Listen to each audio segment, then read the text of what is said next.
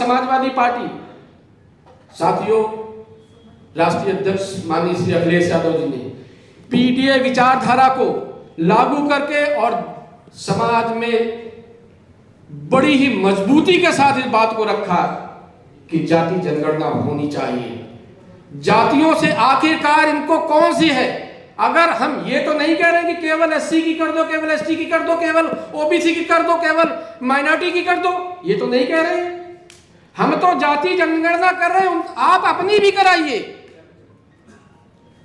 ब्राह्मण की भी होनी चाहिए, क्षत्रिय की भी होनी चाहिए, बनिया की भी होनी चाहिए, लाला की भी होनी चाहिए, यादव की भी होनी चाहिए, पाल की भी होनी चाहिए, कन्हौजिया की भी होनी चाहिए, कठेरिया की भी होनी चाहिए, जाटों की भी होनी चाहिए, पासी की भी होनी चाहिए। हम तो ये कह रहे हैं ना,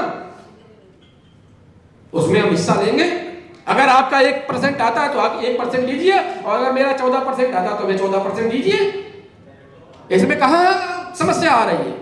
लेकिन साथियों, यही समस्या है कि 90% पर 10% के लोग राज कैसे करेंगे, ये समस्या है साथियों। इसलिए हमें और आपको समाजवादी पार्टी का बिल्कुल स्पष्ट मंतव्य है,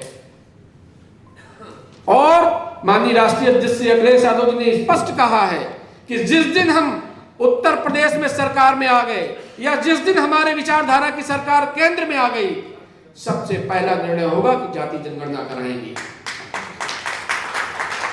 इसलिए मैं साथियों